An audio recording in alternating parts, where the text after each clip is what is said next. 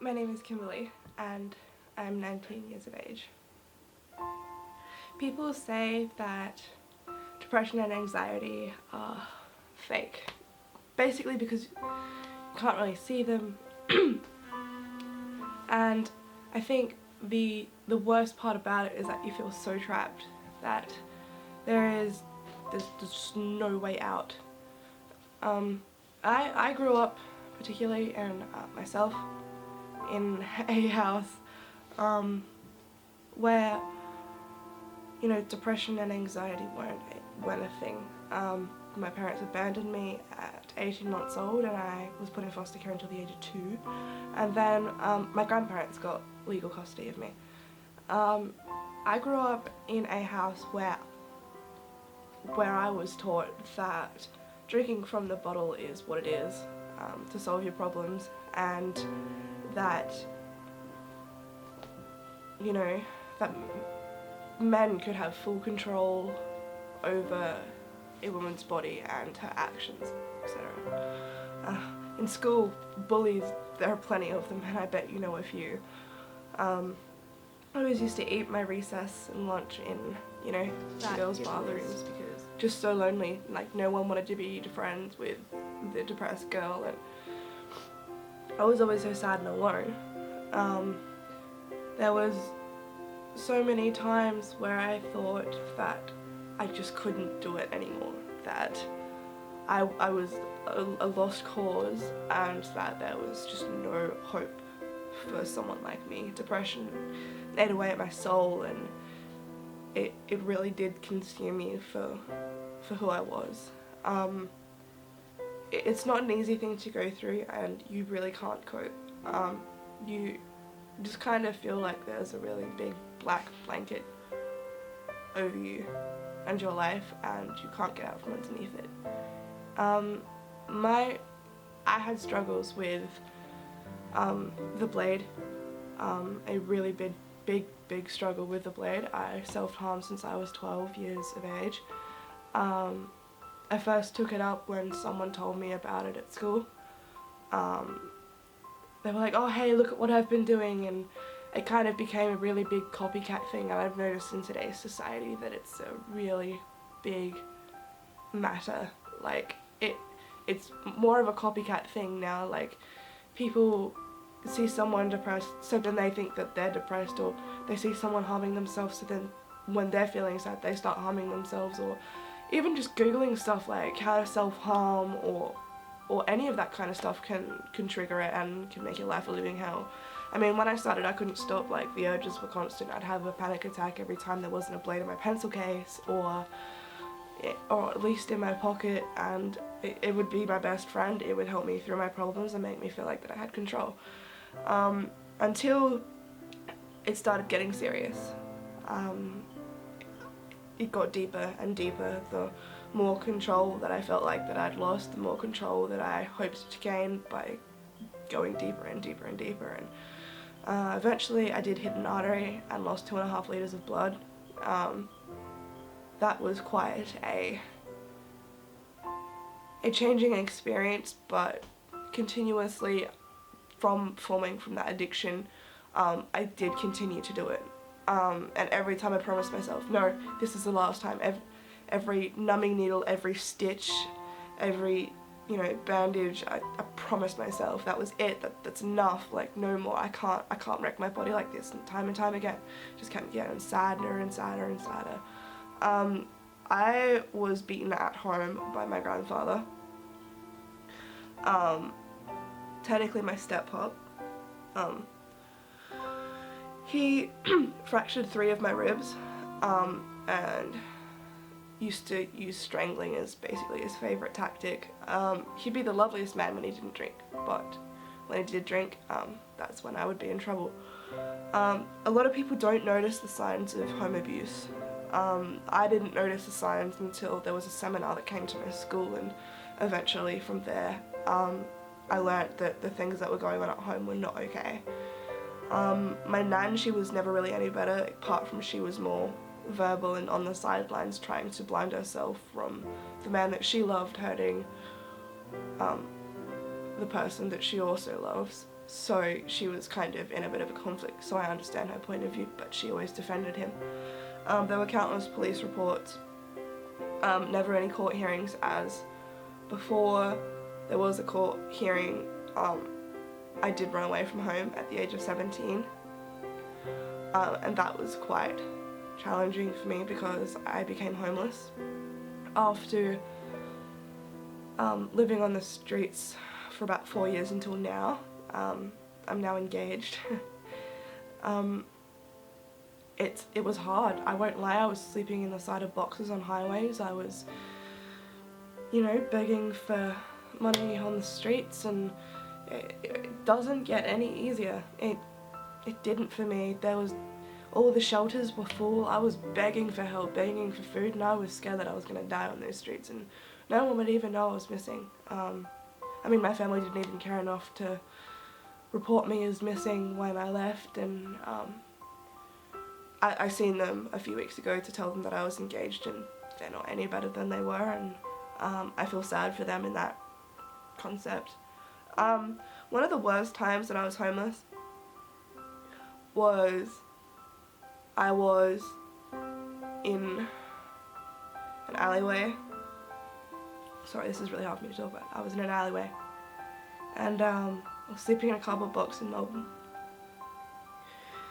and I heard this guy raving on, and I got out of my box and I went to talk to him, and I was like, "Sir, like what's wrong? Like, talk to me," because he seemed really jittery, and I was kind of trying to fend for myself, but I was happy to help someone who was in a bad situation.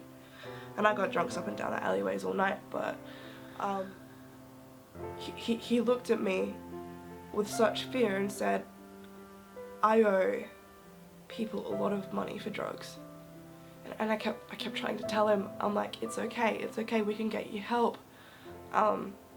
Even though I couldn't help myself at that time, I really wanted to help him. And probably around about 5 minutes later, a car pulled up behind me, and of course I was holding his hand at this time to try and comfort him and calm him down. He got shot in the head, like straight in front of me, and it was awful.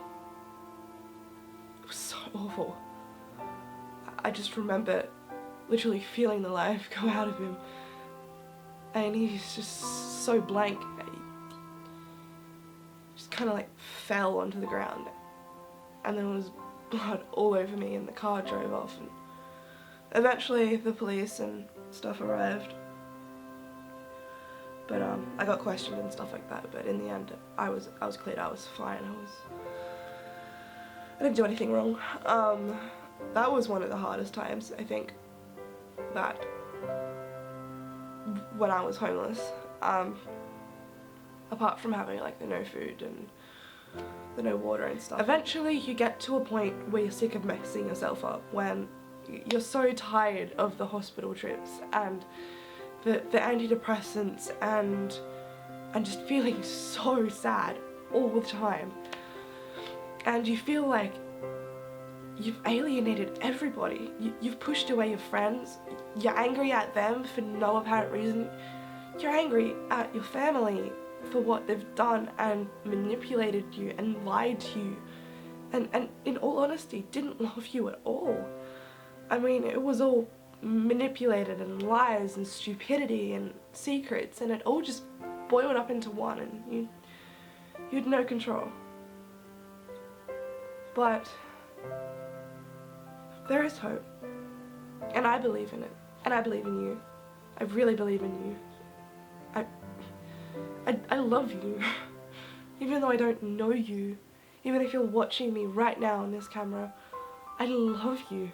I really, really care about you, and if you hurt, I'll hurt, and all I want to do is see you smile. That's all I want for you, is for you to be happy and be safe, because you don't deserve to be alone. No one ever deserves to be alone, and I hope that from this you understand that no matter how hard life can be, you can pull through it. I'm sitting here doing this video right now, and it makes me so nervous, but I know how many lives I'm gonna save by doing this, and I need you to hear me. I need you to listen to me. Like, pay attention, please. It gets better. It doesn't always increase, and there's not always a big change of better. It comes in little steps, in really tiny baby steps, and there are always rewards in life that are worth it to hold on to keep going for.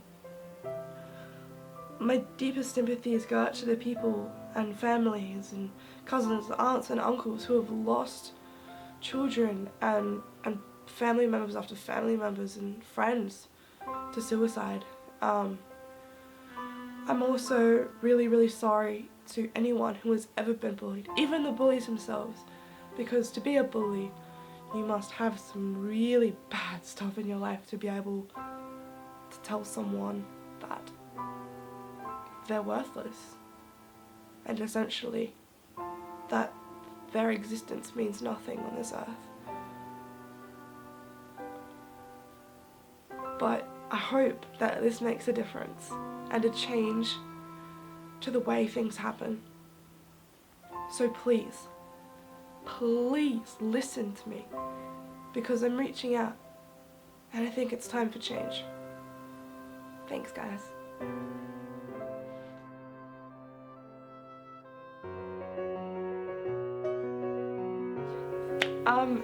So I guess you guys are wondering how the hell I got this far, clearly.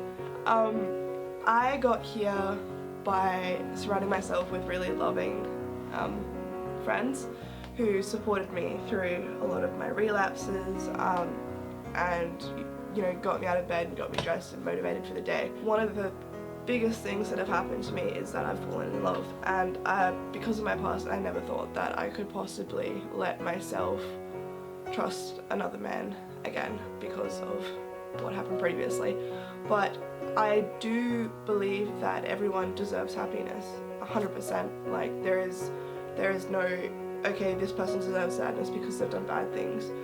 But I think one of the main things is just to keep going. Like, no matter how hard it gets, no matter what you're doing in your life, you just have to stay positive about it. Like, even if there's one thing about it, like, say for example it's raining, right? It's dark, it's gloomy, it's cold, and it's really wet, and you can't go outside, you can't do anything.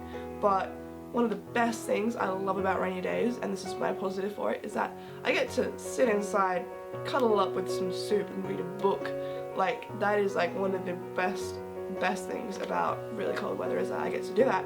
So that's my positive spin on it. Like, you just have to keep pushing yourself every single day. Like, it's not going to get any easier, and if you let yourself fall into the traps of I can't do it, or it's too hard, or I can't achieve this, or people are telling me that I can't achieve this, then it's always going to create more negative. Whereas if people say that you can't do something, you can prove them wrong and just do it. You can do absolutely anything if you put your mind to it.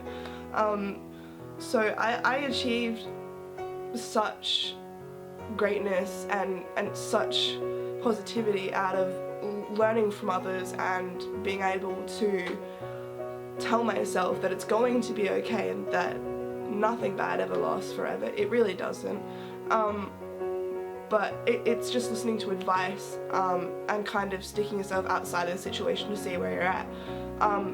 Also, I love helping people. Helping people is like my main thing that I do, because it's just such a good feeling to know that I'm helping others and I'm getting more awareness out there about problems that should be made more aware of.